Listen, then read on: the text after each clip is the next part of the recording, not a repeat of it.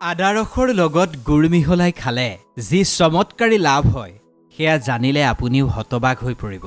বহুকেইটা বেমাৰ আপুনি দৰৱ নোখোৱাকৈয়ে ঠিক কৰি ল'ব পাৰিব।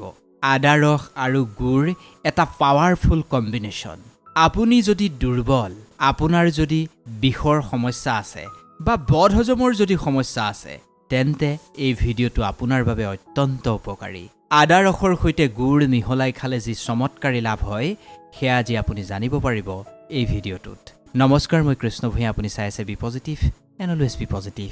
কেতিয়াবা ভাবি চাইছেনে, আদা আৰু গুড় যদি একেলগে মিহলাই খোৱা হয় তেন্তে কি লাভ হ'ব পাৰে? গুড় আৰু আদা ৰস এই দুয়োটাৰে নিজা নিজা কোৱালিটি আছে। এই দুয়োটা একেলগে ব্যৱহাৰ কৰিলে বা খালে বহুত বেছি আপোনাৰ শৰীৰটোৱে বেনিফিটছ লাভ কৰিব।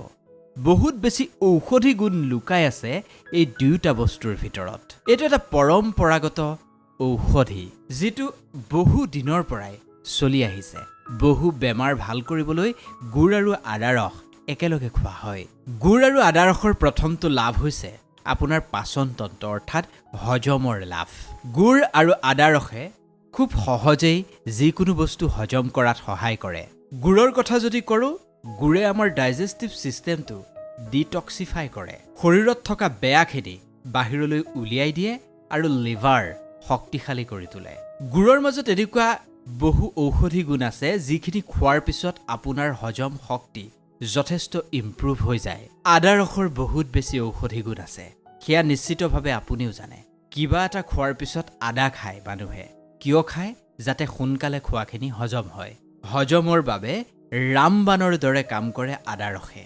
যদি আপোনাৰ হজম ভালদৰে হোৱা নাই, পেটৰ জ্বলা পোৰা হৈ আছে, গেছৰ সমস্যা হৈ আছে, এনেকুৱাত আদা ৰস ব্যৱহাৰ কৰিলে আপুনি খুব সোনকালে আৰাম পাব।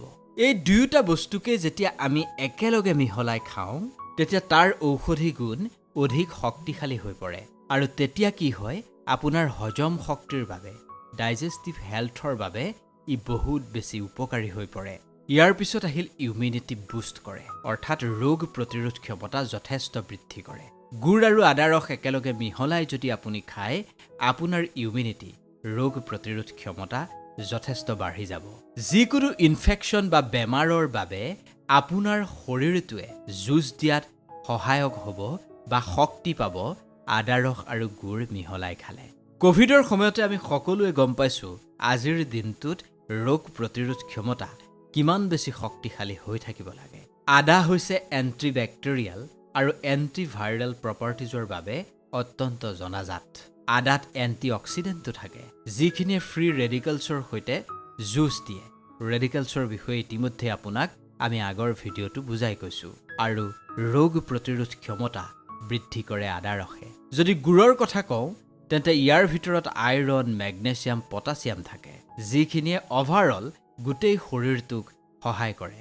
এই মিনাৰেলছবিলাকে আপোনাৰ শৰীৰৰ ৰোগ প্ৰতিৰোধ ক্ষমতা বঢ়াই তোলে, শক্তিশালী কৰে। গুড়ত থকা আইৰণে ব্লাড চাৰ্কুল আৰু অক্সিজেন যথেষ্ট ইম্প্ৰুভ কৰে, যিখিনিয়ে যিকোনো বেমাৰৰ প্ৰতি শৰীৰটোৱে যুঁজ দিয়াত শক্তিশালী স্থিতি গ্ৰহণ কৰে।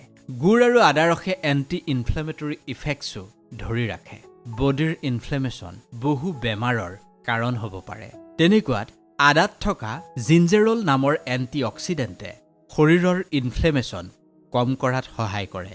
গুড়েও মাইল্ড এণ্টি ইনফ্লেমেটৰী এজেণ্টৰ দৰে কাম কৰে। তেনেকুৱাত আদা ৰস আৰু গুড়ে আপোনাৰ শৰীৰৰ ইনফ্লেমেশ্যন কম কৰাত সহায় কৰে। আৰু তাৰ পিছতে আপোনাৰ শৰীৰটোৱে বিভিন্ন বেমাৰৰ সৈতে যুঁজ দিবলৈ শক্তি পায়। গুড় আৰু আদা ৰস একেলগে খালে আন এটা উল্লেখনীয় লাভ হয়, সেয়া হৈছে হাওঁফাওঁ বা চাইনাছৰ সমস্যা। মানুহৰ ৰেছপিৰেটৰী ছিষ্টেমৰ বাবে এয়া অত্যন্ত উপকাৰী। যদি আপোনাৰ পানী লগা, কাহ আদিৰ সমস্যা হয়, ডিঙিৰ খিচখিচনিৰ কিবা সমস্যা হয়, তেনেকুৱাত জিঞ্জাৰ অৰ্থাৎ আদা আৰু গুড়ৰ মিশ্ৰণৰ যি ঘৰুৱা দিহা আমি যি আপোনাক কৈছোঁ, সেয়া খালে সকলো দূৰ হয়। আদা ৰসে হাওঁফাওঁত থকা বেয়াখিনি নোহোৱা কৰে আৰু উশাহ লোৱাৰ ক্ষেত্ৰত যথেষ্ট সুবিধা কৰি দিয়ে। গুড়ে ডিঙিটোৰ যথেষ্ট আৰাম কৰি দিয়ে। কাহ আৰু পানী লগাখিনিও কম কৰি পেলায়।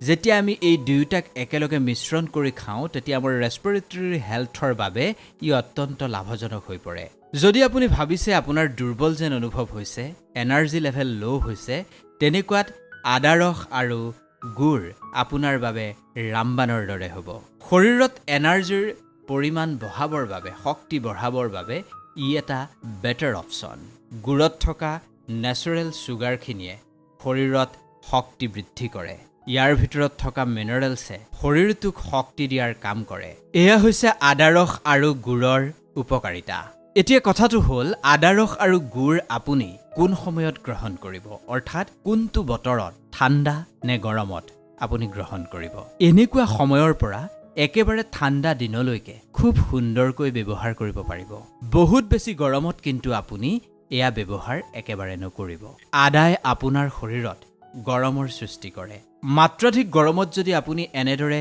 এই ঘৰুৱা দিহাটো কৰে তেন্তে শৰীৰটো বহুত বেছি গৰম হৈ যাব আপোনাৰ ক্ষতি হ'ব পাৰে সেইবাবেই মেক্সিমাম আপুনি চেষ্টা কৰিব এয়া ঠাণ্ডাৰ সময়তে ব্যৱহাৰ কৰিবলৈ আপুনি আদা ৰস আৰু গুড়ৰ চাহ বনাইও আপুনি খাব পাৰে ইয়াৰ বাবে আপোনাক এটুকুৰা গুড়ৰ প্ৰয়োজন হ'ব আৰু এটুকুৰা আদাৰ প্ৰয়োজন হ'ব গুড় আপুনি যেতিয়া ল'ব ডাৰ্ক কালাৰৰ ল'ব অৰ্থাৎ ডাৰ্ক ৰঙৰ যদি আপুনি গুড়টো লয় তেন্তে এয়া কি হয় খুব কম ৰিফাইন হয় প্ৰথমে আপুনি একাপ পানী ল'ব সেই পানীখিনি আপুনি গৰম কৰিব আৰু সেই আদা টুকুৰা যে আপুনি লৈছিল সেই আদা টুকুৰা মিহি মিহিকৈ আপুনি পিহনাত পিহি সেই পানীখিনিত আপুনি দি দিব আৰু অলপ সময় সেই আদাখিনি বইল হ'বলৈ দিব যাতে আদাৰ যিটো ফ্লেভাৰ সেই ফ্লেভাৰটো ভালদৰে আহে আৰু তাৰপিছত আপুনি সেই গুড়ৰ টুকুৰাটো সৰু সৰু টুকুৰা কৰি সেই পানীখিনিত দি দিব এনেদৰে চাহ বনাই খালে আপোনাৰ হজম শক্তি বহুত বেছি ভাল হ'ব কেৱল সিমানেই নহয়